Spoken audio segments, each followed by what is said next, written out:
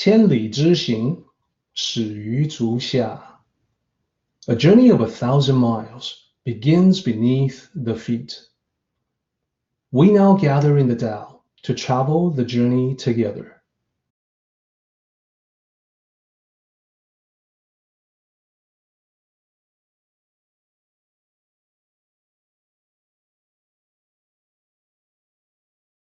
Welcome to Tao Talks with Derek Lin, where we take a deep dive into the Daodejing by Lao Tzu.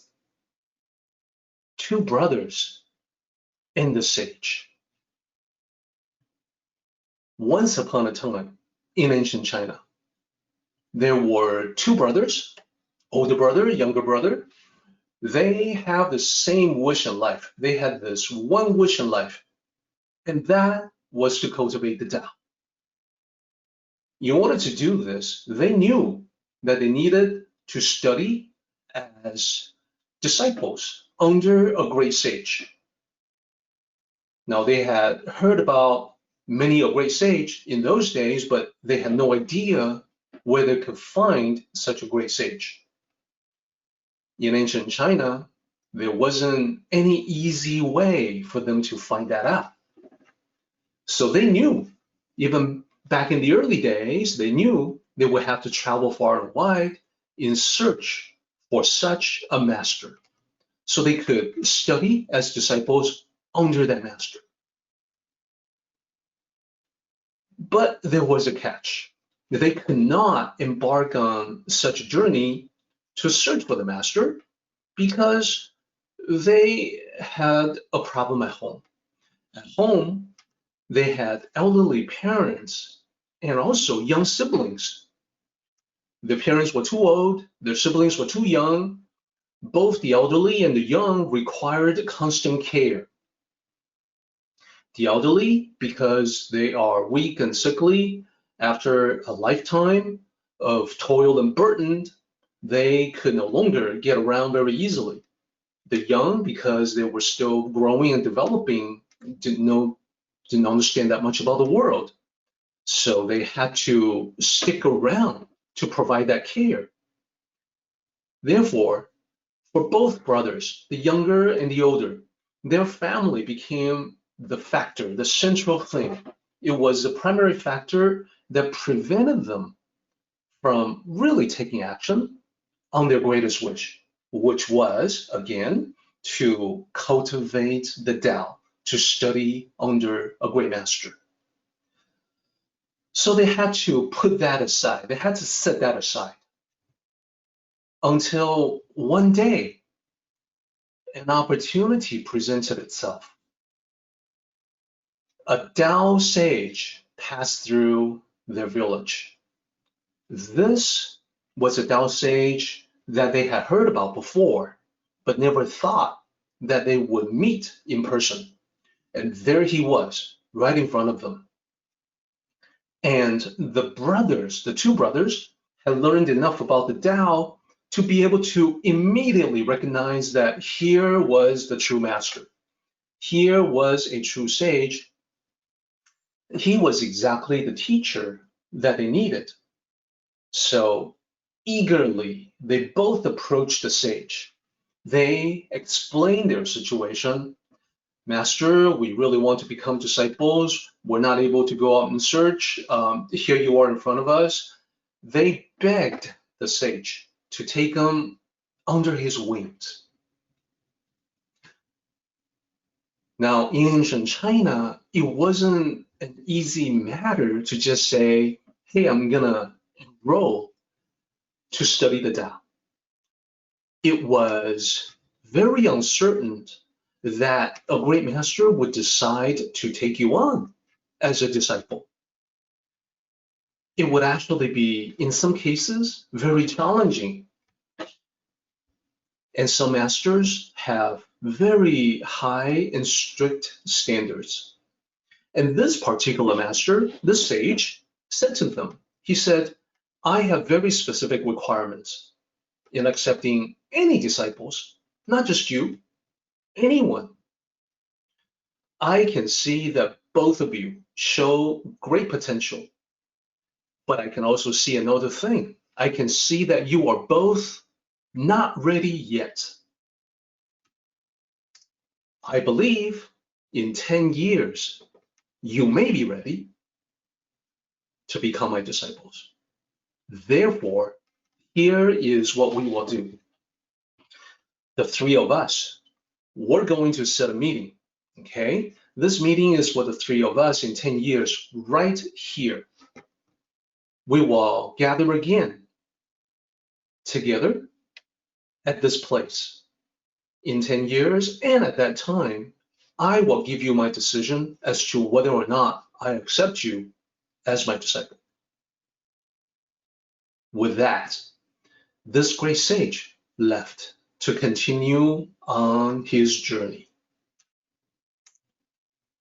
So the older brother thought a lot about this, and he made a decision. He decided once and for all to leave home. He took his classics and sutras with him, and then he left to travel through the land he intended to learn from his travels. What about the younger brother? Well, the younger brother wished he could leave too. But then he looked at his parents, he looked at his young siblings, and he sighed. He shook his head. He decided that he really needed to stay. If he left too, what would happen to them? It wasn't a question. It wasn't a choice. He had to stay. Even if his older brother did not leave, he would still need to stay, because it was a lot of work caring for that family for just one person. But as one person, he continued caring for his family. Now he had twice the burden without the older brother. So the years flew by, and it is now 10 years later. It is now the appointed time that the master had given them before to meet again, to see if they would now qualify as his disciples. So the older brother returned. He returned from his travels at the appointed time, at the time that they had agreed on 10 years ago. The sage also came back as he promised. So the three of them gathered together just like they did before. So the older brother's appearance reflected 10 years of extensive travel and 10 years of studying the Tao with the sutras. He stood tall on legs strengthened from walking thousands of miles. He looked at everyone with eyes that had seen countless sights along many journeys.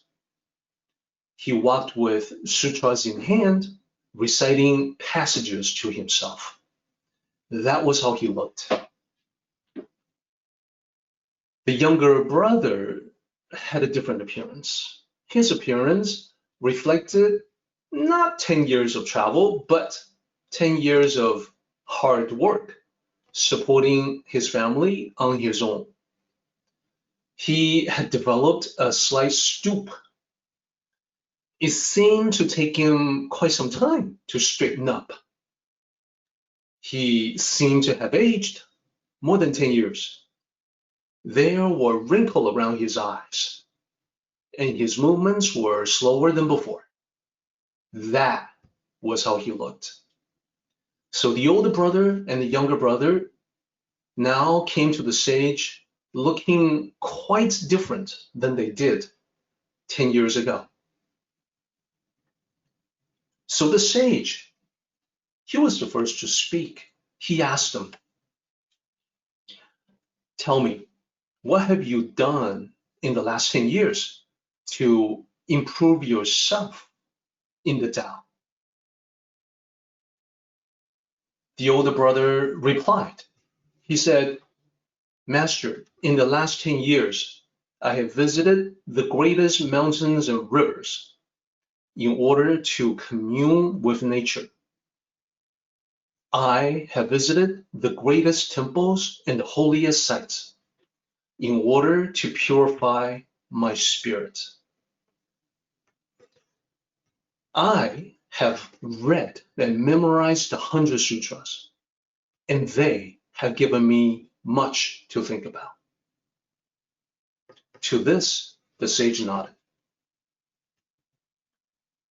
The younger brother said, I am sorry to report, Master, that I did not do quite as well.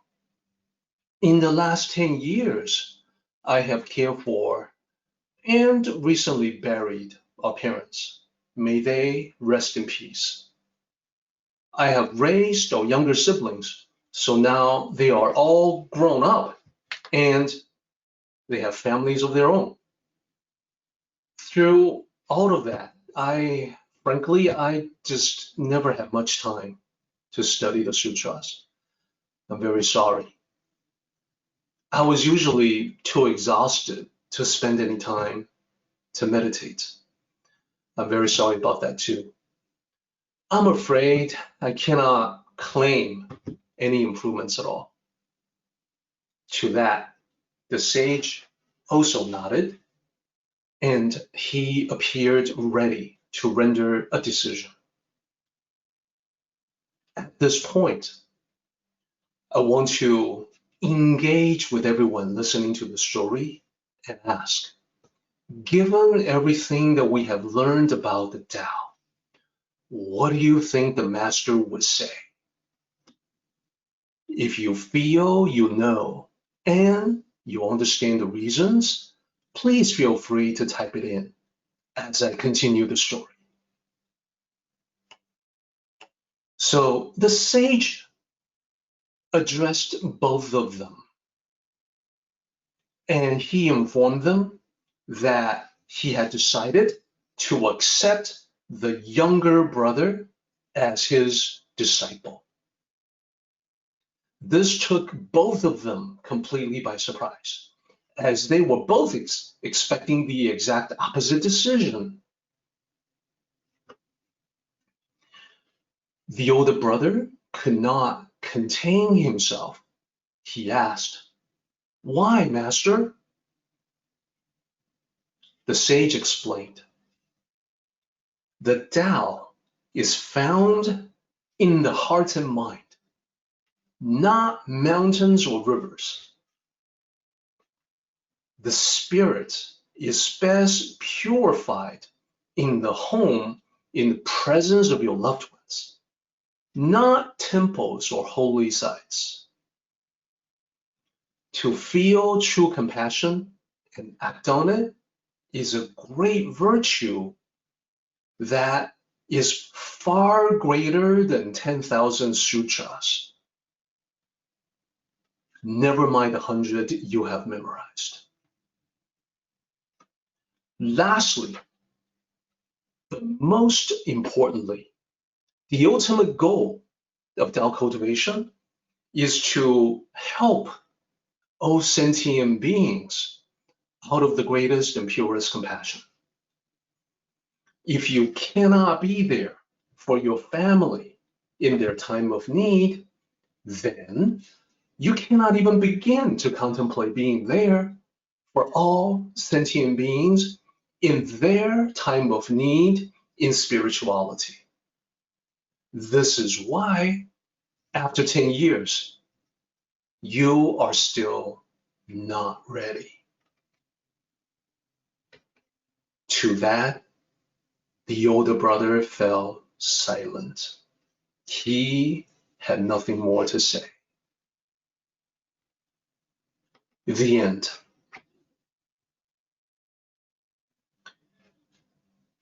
So let's talk about the story just a little bit. Two brothers and the sage. So let's talk about the older brother.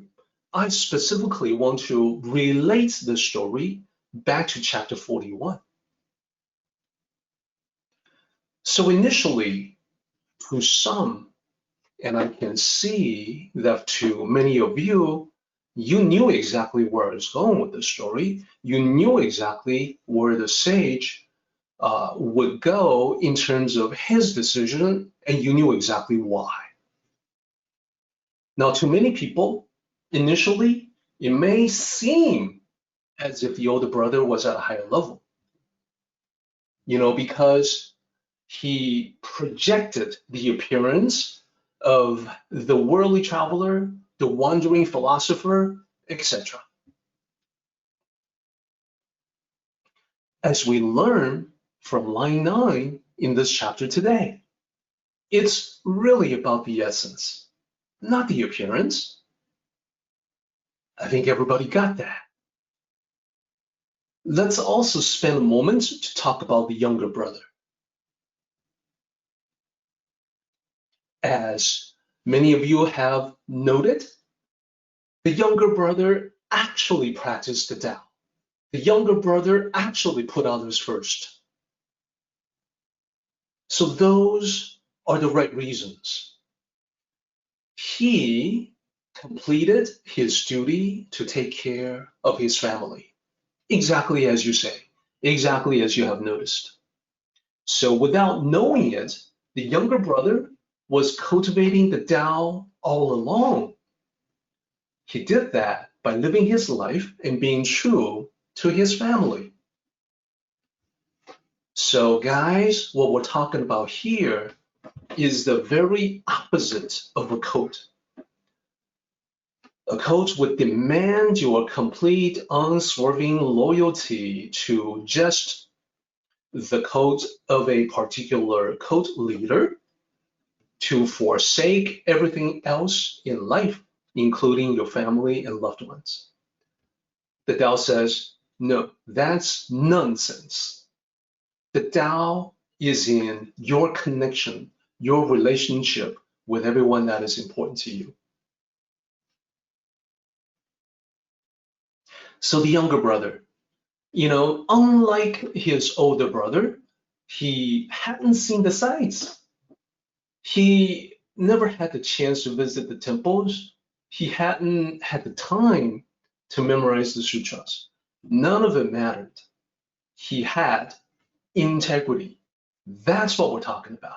He was true to his obligations, his duty, which meant he was truly ready to study the Tao with the great master.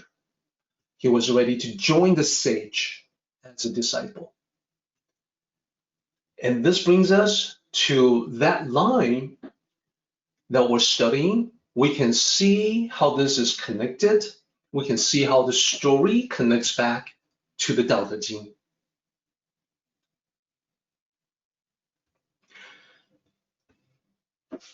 I think a story like this is necessary because without the reminder of this teaching, people may remain fixated on external manifestations.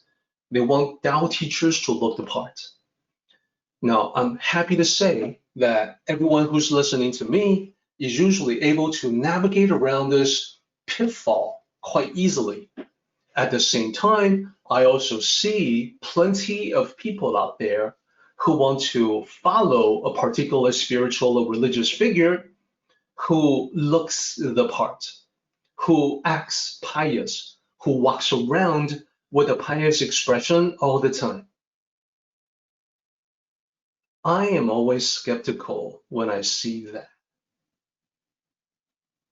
I remain skeptical unless such people can demonstrate that they are complete individuals who look after their family and loved ones, who do exactly as they preach, who follow the same standard or higher that they impose on others. And that is because in the Tao, it isn't so much how you look, but what you do. And this is also why it is never ever in accordance to the Tao to drop all of your worldly belongings, your worldly obligations, duties, responsibilities, to go off somewhere somewhere remote usually, to cultivate the Tao. That's never the Tao.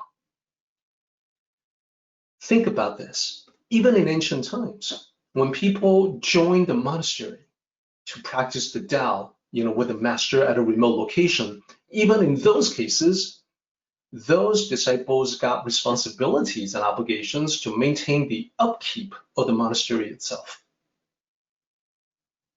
So I am here to say that the Tao is in everyday living, because when you look at everyday life through the eyes of the Tao, you quickly realize you can learn just as much from your dealings with other people as you can from reading or even memorizing sutras, and perhaps even more, because your dealings with other people, it's all practical and relevant.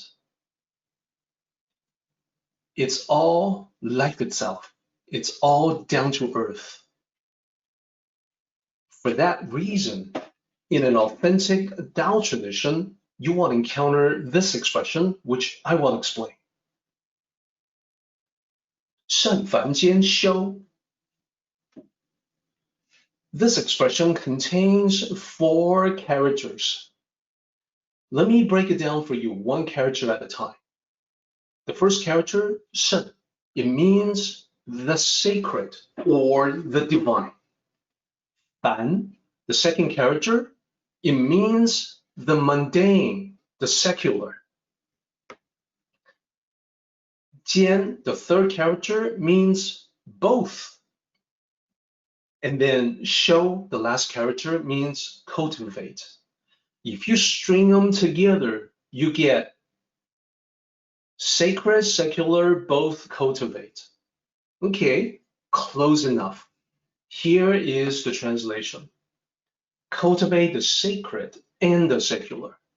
Specifically, cultivate them at the same time. Let them complement one another. Let your cultivation of the sacred, the Daodejing, for instance, help you deal with the secular.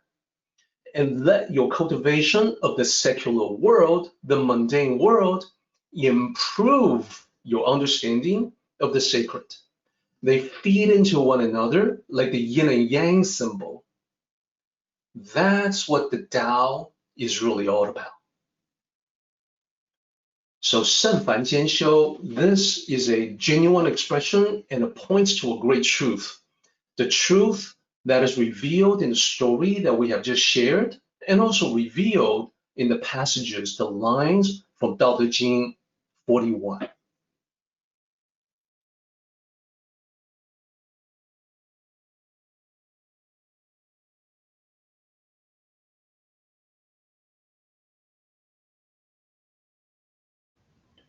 Our meeting has come to an end, but the journey continues on. Let us travel safely. Until next time, may the Tao fill you with peace and happiness.